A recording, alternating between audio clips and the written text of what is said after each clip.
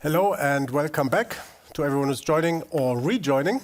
We are at session number 7 for Strategies for Success, EY Insights into Key Trends. And we have 3 amazing experts here with us to look into one of truly the mega trends, which is sustainability. And also in session 8, by the way, we'll look into it again, just from a different angle. So we're starting off with, Barbara, Ronan, and Carmen, looking into the strategic part, and the headline obviously is Sustainability Operating Model.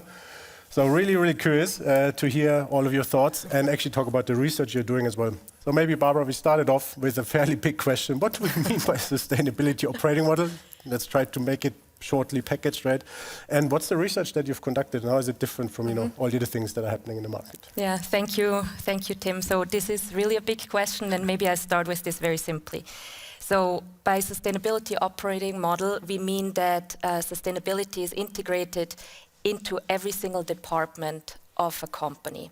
Now, why is that important? Every single department really has to know what is their role in order to help execute a sustainability strategy, and also what value can I drive from it and what value will it bring. Yeah, but maybe before going deeper into that, let me take just one step back why this is so important. At EY, we support our clients on really seeing sustainability as a value driver. We're of the firm conviction that this must not be a thing on the side, somewhere in a separate sustainability team, but that it should really be integrated into the company. And it certainly should also not be simply about compliance or fulfilling reporting regulations, but it should truly drive business value. And why is that so? That is so because research shows that companies that embed sustainability strategy within their business strategy actually perform better on 3 components. One is actually financial outcomes. The other is resilience, actually supply chain resilience, etc. And the third one is stakeholder trust. Now, when we speak about value, what do we mean by sustainability value? You can think of this as 2 things, really driving values on one side for shareholders, so more the usually often financial value, but also driving value for other stakeholders. I guess the difficult thing is really to find the right balance between the 2, to kind of find that sweet spot where you can create long-term value. Now, you might say this is nothing new, right? We've heard this before. Now, why are we doing research around this, and why are we engaging with companies on this? And what we see is actually that companies really still struggle with this. We see companies still approaching sustainability in different silos within their organization, and we also see that progress is too slow. And that is really why we launched this sustainability operating model research. We launched a peer-to-peer exchange to really see what does it take, what are the stumbling blocks, and what are the enablers to integrate sustainability better. Perfect. And before we go into the Sustainability Operating Model House, which is an interesting one to look at. Maybe Carmen, how did you conduct the research? What's the methodology behind? Yeah, it was a very interesting research also for us. So we reached out to over 30 companies globally in the manufacturing, healthcare, but also in other industries, which we felt they might have interesting insights for us in sustainability. And we talked then in these peer-to-peer exchange with, for example, the head of sustainability, but also sometimes the head of procurement and product, but at the same time also the IT and controlling and finance colleagues who all deal with sustainability from different angles. And now we have already conducted 8 of the 15 interviews which we have planned. And the main part and the reason why we're doing is to first analyze about where do we stand, what's the current state. And it's very interesting to see that sustainability is all over very differently structured in these companies, and also the operating model is differently designed. Some components of an operating model is a bit more mature, others are less. And we were also very interested to focus how the sustainability contribute to financial success. So we first looked into the current state. Then we were also very interested into looking into the challenges. So what are these companies preventing them from having like the next step in maturity level and progress? And also, for sure, also best practices. So a lot of our companies who we are working with are very interested to see who is leading in the market for a different component of the operating model, So we were looking into that, and we are planning to launch the final report with all the results within the next 2 months. And next to that, and I think that's very interesting for the companies as well, next to the benchmarking, is that we launched now the network of a peer-to-peer sustainability network where they can also approach them each other for sharing further insights over the next years. Very interesting indeed. Thank you for that, Carmen. So I'd say let's look into the famous house, the sustainability operating model house. We'll obviously have the roof, the more strategic part of it. So we'll look into that with Barbara in a second. Then we have the middle part, which is kind of the core activities, really. And then we have the foundations, like what's the enablers that we need to truly make that a success, right? But step by step, let's go top to bottom and start with the roof, Barbara. What do we need, to embed it into a corporate strategy? Yeah, thanks, Tim. Yeah, so as you heard me say, really, it's all about embedding the sustainability strategy within the core business strategy, right? And companies that do that really require informed decision-taking at all levels of the organization. Now, companies leading in this are really, we believe, creating long-term value. They're taking a long-term perspective in terms of value of the company. And as I said before, they also look very much at resilience, right? With many disruptions happening currently from a climate and nature perspective, this is crucial. And probably from my perspective, honestly, one of the most important things is they look at really sustainable products and services. You could say the most advanced companies are in fact creating products and services that are solving today's most pressing environmental and social issues. And just to make this a little bit more concrete, I wanted to think of some examples, and I know many in Zurich people are watching today, so some may know actually the little restaurant Zum Guten Heinrich. It's also catering. Their whole business model is around saving vegetables that look so ugly that would have been, destroyed. They cannot be sold in any supermarket. So perfect example, small company, of course. It might be a fashion company that now goes into circular business models, go into repair models. Or maybe another example is the pharma industry that really also reacts now to changing disease patterns and can really, provide new medicines in reaction to that. That makes sense. And of course, if you don't embed it into your strategy, then it will just be that standalone initiative and not the true value driver. Right? Exactly. Now, let's talk about the middle part of the house. Right? Let's talk about the core activities, Ronan. What do you have for us? Well, very interesting. So the middle piece, right, is we started with this hypothesis. Well, what is stopping companies turn their good intentions into action? What do they need to do? What should they do differently? And we started our hypothesis around 5 areas. And through our research, this is proving to be actually quite accurate. And those 5 areas, first is risk and opportunity. Now, we don't have to mention, we can just look around us and see that the speed of change and the severity of change is increasing. So reaction strategies are not really feasible at the moment, and there's great competitive advantage in being able to predict and understand risk and also identify opportunity. Secondly, product and services. There's some great examples of companies that are really producing or creating value for all stakeholders through product innovation. But to do this systematically, information needs to be available in the product lifecycle at an early enough stage to be fed into the innovation process. Third, closely aligned to that, is financial planning and analysis. If we can't measure, we don't know how we take future decisions in terms of capital allocation and invest in these product innovations. Of course, nothing will happen. And tied closely to that, of course, are KPIs. So once we've got the financial planning and analysis, we have KPIs which we need to disaggregate and then re-aggregate in order to track our progress. Otherwise, we don't know where we're going. And last, something that was perhaps a little bit surprising to us, but has become quite important, is the relationship with stakeholders. Because it's no good doing great things unless you can convey this to stakeholders, and particularly challenging situations where you've had trade-offs between different stakeholders, being able to convey that. But also in terms of product innovation, for example, being able to understand exactly what customers want, what is value in a shareholder or stakeholder's mind, is very important, of course, in product innovation. And as you can see, these things are all interdependent, right? And in some respects, not new. Companies do this today, just not with this sustainability-enabled lens. Yeah, that makes perfect sense. Thanks, Ronan. So, Carmen, let's look at the bottom part of the house, the foundations, the enablers. What do we see there? Yeah, if you think about a normal operating model, which is already often in place, not sustainability related, then you also need these enablers to really integrate practices across the organization. So for the sustainability operating model, it's very crucial to integrate really sustainability practice in all of the dimensions we just mentioned. So from the research we have conducted, we see 4 different enablers. The first one is governance.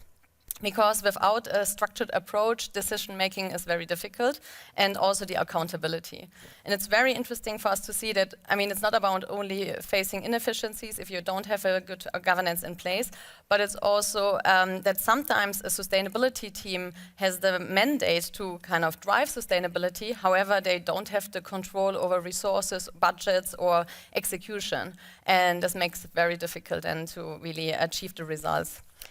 As a second one is people and capabilities, which we call it. So there's like 2 sides, we would say. So it's the first one is building the right skill set internally and also kind of create a momentum. So make the workforce excited for this transformation ahead. And also interesting to see is that a lot of companies currently struggle really finding sustainability expert linked to the business and linked to the industry knowledge. So kind of combining in these 2 different fields, it's still a challenge. So it's interesting to see how this will also develop over the next couple of years. And then we have also compensation. So there's, as you might know, there are a lot of companies who slowly drive to bring sustainability within the scorecards, but unfortunately it's not embedded everywhere. And from the interviews we have seen, it's often mentioned that these ESG sustainability goals are very hard to make sure that the goals are reached if then the compensation is not linked to sustainability, especially in the top management. Then the third one is processes. So we need new and enhanced processes, efficient ones, which are standardized, also to free up capacity, because there's a lot of sustainability colleagues, for example, in a few companies who drive sustainability reporting right now. However, we have seen from the interviews, it's still very Excel-based and manual to collect the right data.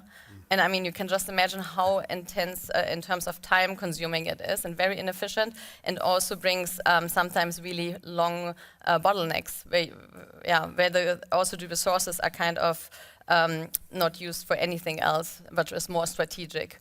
So what we have seen is that companies who have automated the process, especially on the reporting side, but in general data collection, drive even better results and are much faster in reaching their sustainability goals.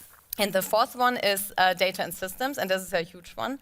So a lot of companies mention that they are currently struggling with data architecture, and that is something which is kind of immature, and especially also linking sustainability core data, which could be emission related, for example, with strategic decision making. And it's interesting that there's a lot of different data sources still, and from our best practice result, we see that the company who established a single source of truth for the data, they have better financial results and makes it much more easier to align it with the strategic goals as well. And and there's also, for example, a ESG data platform where you also combine, I would say, non-sustainability data with sustainability data. And then you can even drive better outcomes and also decision-making for new business models, for example. Right. Thank you for summarizing the house for us. All makes sense. You have everything you theoretically would need to focus on is all embedded in one big framework. Now, the big question obviously is, how do you take action? What else can we expect from the research, Barbara? Yes. So I think definitely stay tuned. The research will be out soon, and I think get in touch with us. I mean, just reach out to us. We're working with many companies, as I said, kind of breaking silos, bringing different departments together. We can also do that in a very kind of immersive experience in our wave space area, and it's really fruitful, I think, for clients to go through that. And I think also stay on for the next session, actually. Our colleague Jeroen will actually tell a little bit more about how companies can quantify the impact of sustainability. This becomes certainly important in many ways, but also when we look, for example, at topics like EUDR, so the deforestation or no deforestation regulations, I should say, as well as CBAM, the Carbon Border Adjustment Mechanism. Right. So we'll look into that in about 45 minutes, roughly. Before we go there, we have a few questions for you. We don't let you off stage just like that, right? No, that would be waste, right? So maybe just one quick one to start with, maybe for you, Barbara, right? When you look at the companies and sustainability operating models, some of them have probably something in place already, or is this everything just trying to figure out where they are right now? Well, I think it really depends on the company, right? Companies are at very, very different stages. Some have started many, many years ago and are further advanced. They tend to actually be sometimes also further advanced on thinking about it from a value perspective, rather than those who got a bit later in the game and came under the immediate pressure of new kind of reporting regulations. But I think what we see often, even with more advanced companies, is that there's still a missing link between sustainability data and financial data. So really making that link between sustainability and financial outcome, financial performance, we still often see companies struggling with that. Right, makes sense. So if I'm understanding well, there's all sorts of different places companies are in. So from the research as well, is that the one area that stands out, Ronan, or is there anything else? Well, absolutely. I think there's some great examples.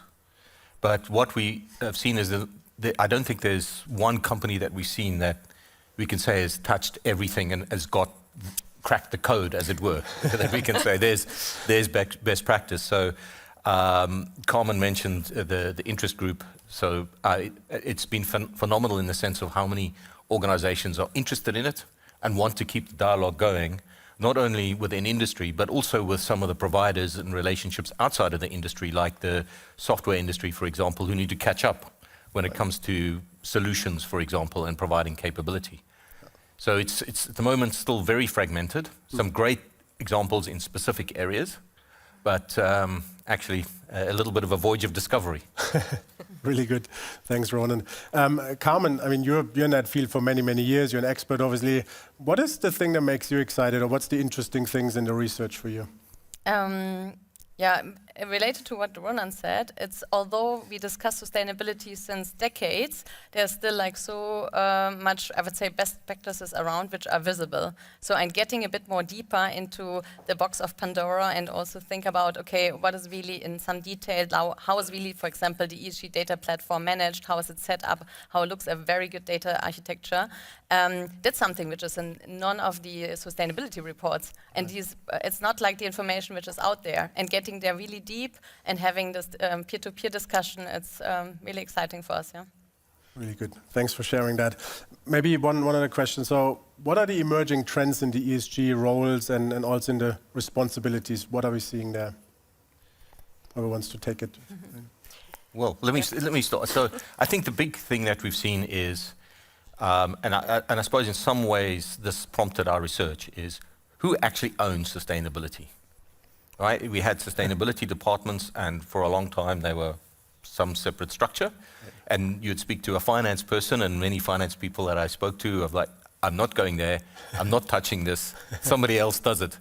And all of a sudden we see now most of the companies we talk to, finance is a very big stakeholder.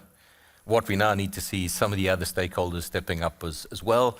And we see product, the product people and services people doing their own thing, as sort of in a silo because they're getting pushed along by their customers. But maybe, Barbara, you've got some additional thoughts. Yeah, no, I fully agree with it. And I mean, over the many, many years, I've seen different companies really putting the sustainability department, first of all, in different kind of organizational departments, right? You have those that actually put it within legal and public affairs. You have some that actually put it straight more into R&D and product development, which I find are really usually progressive companies. You have those that put it more into the marketing and communications department. And really this influences, of course, slightly the outcome. But what we see definitely from a governance perspective, and I would say that is throughout the board, is that sustainability departments tend to stay nimble, small, and really sustainability experts are integrated throughout the different departments. So compared to, I would say, 15 years ago, because I've been in this for a little while, we see much more of that it's really dispersed in the company. Really good. Yeah. Let's switch gears a bit. Carmen, you mentioned before, data, technology is at the core of the enablers for sure, at the bottom of the house, right? So does that only work for companies with a fairly centralized operating model? Thinking, if you have a centralized operating model, easier to pull data together maybe, or how do you see that?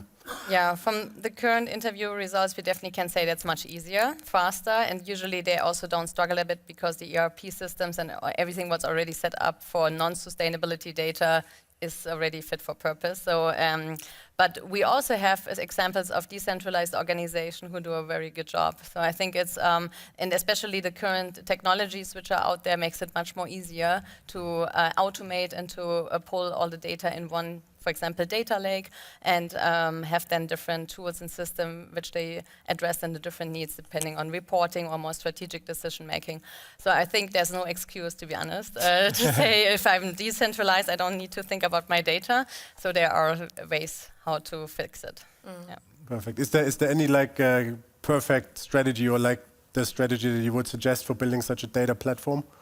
For sure, we have experts only looking into it. I think the question here is there's not one solution which fits everyone. So we see that also now when we go very deep in detail, you need to see, okay, what kind of data architecture do you have already in place? What's also the maybe the long-term goal of sustainability? I mean, you don't need to set up a huge system, which maybe then it's more about the goal is compliance related and you don't want to build new business models or new products around it. So I think there is not one solution, unfortunately, which we can roll out and through all the companies, but therefore we have teams which we are partnering with, and then also, for example, on LCA, that Barbara is also an expert, and sustainable products, you need to go much more in detail and need other kind of data which you need to then analyze than for a company who might have a totally different business model. I think, though, one of the big challenges that everybody's dealing with is capturing data at source.